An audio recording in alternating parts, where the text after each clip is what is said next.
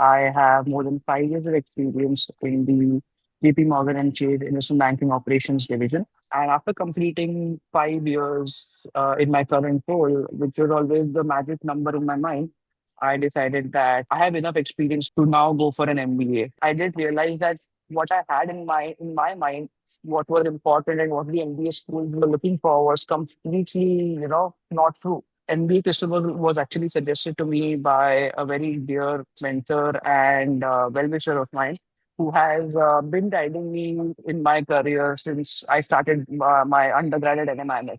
So I chose the five school package for essay editing and the interview package. I would say it was a really good choice and it was a really great journey because the way we sculpted the story, it turned out, honestly better than I had expected. For NTU, I got the interview call, and within a week, I also got their selection email, and I also got a scholarship from NTU as well.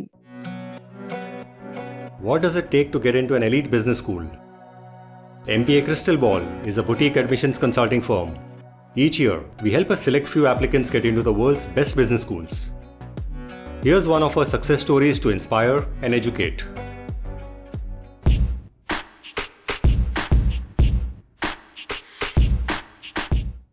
Hello and welcome to MBA Crystal Ball YouTube channel. Today we have with us Anshool, who approached us a year earlier than his application to get some career clarity. He then partnered with us to craft his winning application to NTU Singapore. Let's hear how he did it. Welcome, Anshool. Thanks, Manish. Great to have you here, Anshool. To begin with, could you share a little about yourself and your qualifications? Sure. As you all know, my name is Anshul. I have more than 5 years of experience in the JP Morgan and Chase Investment Banking Operations Division. I graduated in 2020 with a BSc in Economics from NMIMS.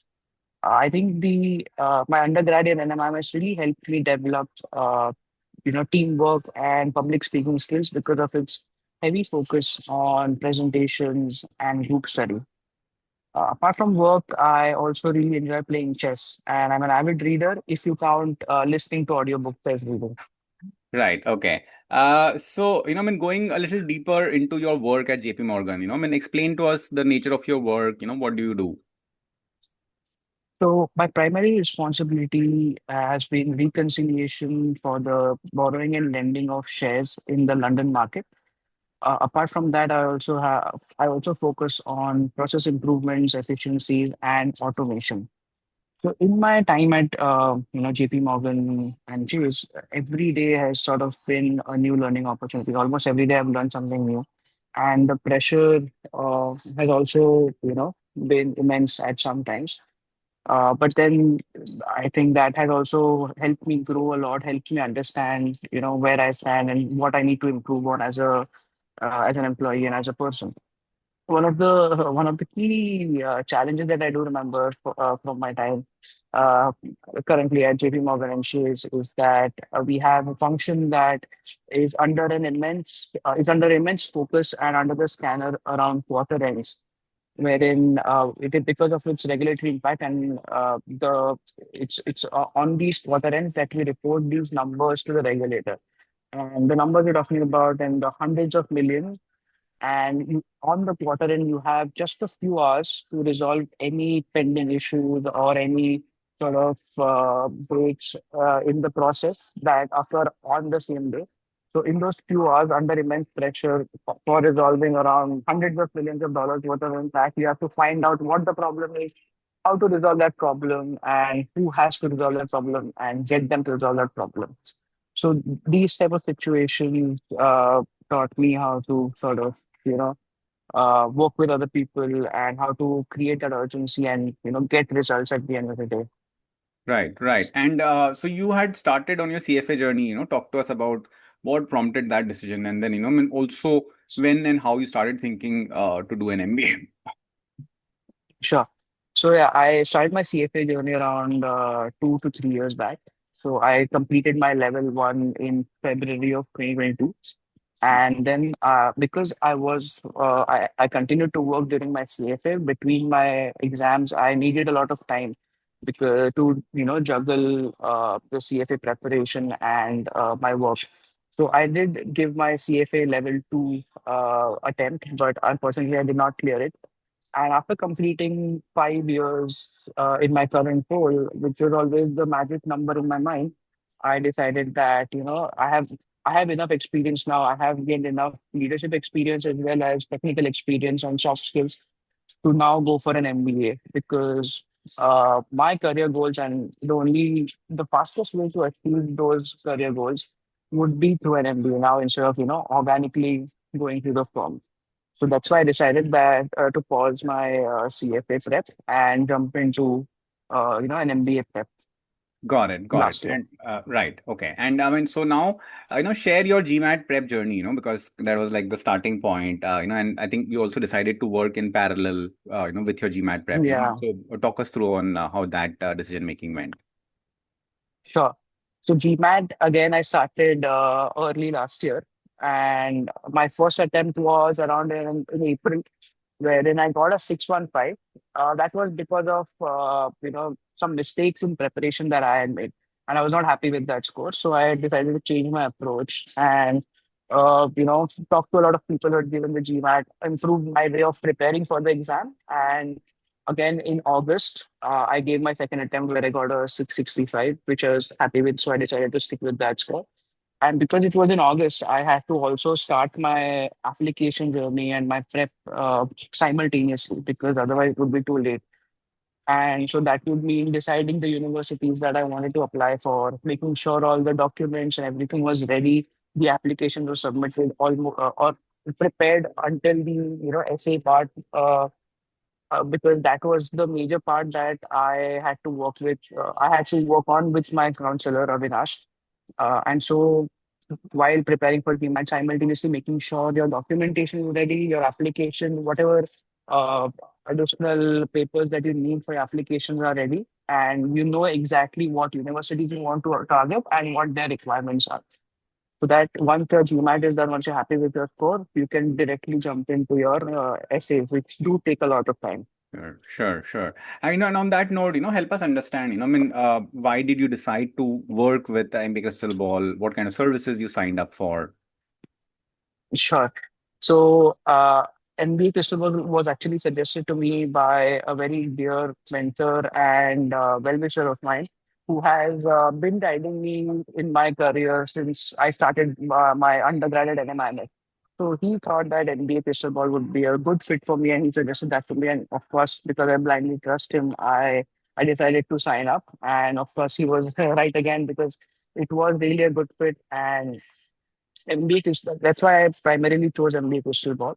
So I chose the five school package for essay editing and the interview package, and it was a really I would say it was a really good choice and it was a really great journey because working with Avinash on the essays, I did realize that what I had in my mind, what was important and what the MBA schools were looking for was completely not true. And his guidance and his remarks on what I needed to portray in my application, what my story needed to be. The way we sculpted the story, it turned out, honestly better than I had expected. Of course, it's full of ups and downs, the MBA application journey. But then I think the essay editing process, especially the first essay, which almost took a month, and I was obviously told as well by Avinash and you as well that the first essay always takes that much time. But working with Avinash for that month really, really paid off because of how my story was sculpted. Like there were a few stories or experiences that I had that I thought were, not required for me to portray. But then he prodded me on it and he made sure that I told him everything, every little story. And one of them did turn out to be quite a significant topic in my essays that really made me, stand out in the application tools. Right, So right. that guidance was something that I really appreciated because I had no idea what was important and what was not. Sure, sure. And on that note, right, I mean, when you were going into the process, I mean, what were your kind of concerns and, how did you think you stood out, I mean, amongst the larger pool of applicants?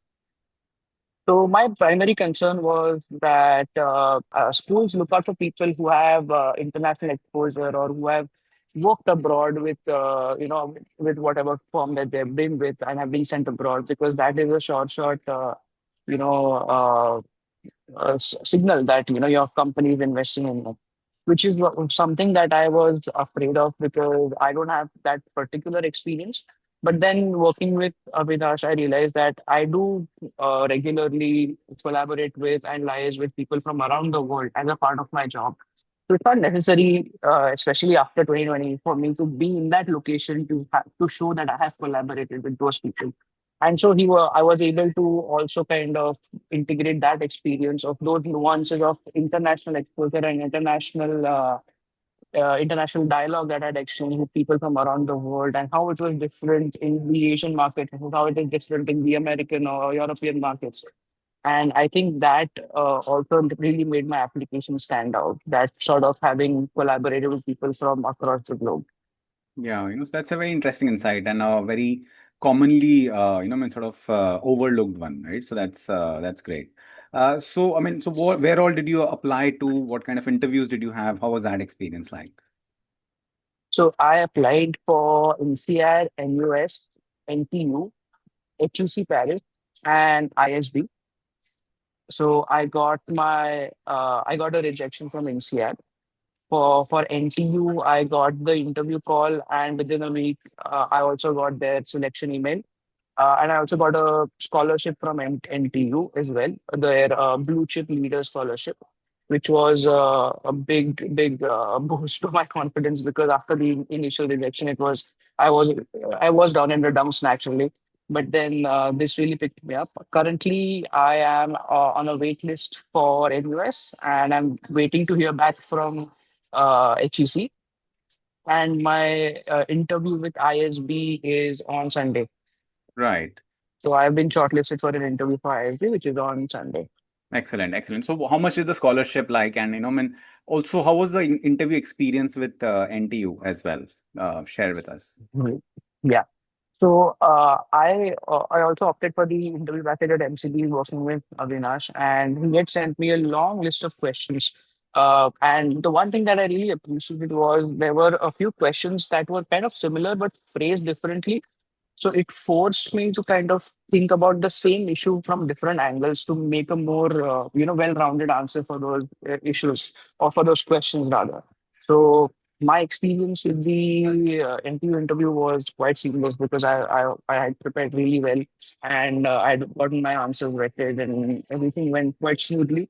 The one funny incident that happened in my interview was that the interview prior to mine was running quite late, and so I was stuck in the lobby with one of the adcoms who kept prodding me for questions. So, of course, as all candidates do, I prepared one question. Or if they ask me, do you have any questions for us? So, after that question, when she asked me, okay, what next? Do you have any other questions? I had to just dig deep and rant about or just make up questions from the curriculum that I had, studied for NTU and make up questions about that. So that really kind of, thankfully, since I had gone through the curriculum because of the questions that needed me to, I was able to ask a few more questions and gain insights on the curriculum, the scholarships, the type of alumni and stuff like that. And once my interview started, it was around 15 minutes with just introduce yourself, your any leadership insights that you have, and what is your leadership style, and all these questions that I was prepared for. Once that was done, they again asked me if I have any questions for them. And I just said I have asked the wonderful Miss Helen, who was the AdCom, all the questions that I had. And Right. that was it. So after the interview, within like a week, I got their selection email. Right. And was there like a separate process for scholarship? How much was the scholarship amount that you eventually are granted? Sure. So there was a separate essay that we had to write for the scholarship. And the scholarship is around 8.6 lakhs INR Right. of Right. the admission. Yeah. So you had to write a different essay, and you had to take the type of scholarships that you're applying for, that you're eligible for. And then they would basically select which scholarship you are the most eligible for if they do decide to take you in for a scholarship. And the scholarship email comes in around a week and a half post the selection email. Got it. And that's a nice cherry on top. Now having Yeah. achieved this, right? I mean, as you look back, one or two things, you think all applicants should keep in mind, or any sort of suggestions you might have, I mean, especially people coming from, let's say banking, tech kind of backgrounds, any insights you can share? So on the mentality side, it is very easy to sort of pin your self-worth to the results of these applications, which is something that you should. I know it's easier said than done because I have done it myself as well, but you have to kind of separate yourself from that because at the end of the day, it is nothing personal. These applications, your acceptance or rejection does not mean that you're not worth or your experience has been for naught. So it is very important to stay confident, stay, true to yourself and make sure that, application or acceptance, rejection or waitlist do not really affect your psyche because that's just one rejection. So you do have to move on to the next school as well. You can't stay down in a dumps just because you got rejected from one school. And on the technical side, I would say before you even start your MBA prep, you should ideally know why you want to do an MBA. It should be a very strong reason as to why you want to do an MBA. Because that is one question that is definitely asked not only in the essays but also in the interview, and that is one question that is common across all schools. Doesn't matter which geography. So your reason for an MBA, whatever it may be, should be very clear to you. There's no like strong reason or weak reason, but it should be very clear to you. And and take some time also to reflect on your life and your journey, not just your professional journey, but your personal experiences, your extracurriculars, your experiences with moving across cities or whatever, like just your experience growing up. So reflect on that as well before you sort of, or while you get into the, MBA application cycle. Right. Got it. Right. Excellent. Thanks so much for sharing those experiences, Anshul. We'll be closely watching your career progression. All the best and Thank stay you. connected. Sure. Thank you. We hope you found this interview helpful. At MBA Crystal Ball, we've helped many applicants get into the elite business schools, often with scholarships. Reach out if you're looking for professional help with your applications. Good luck.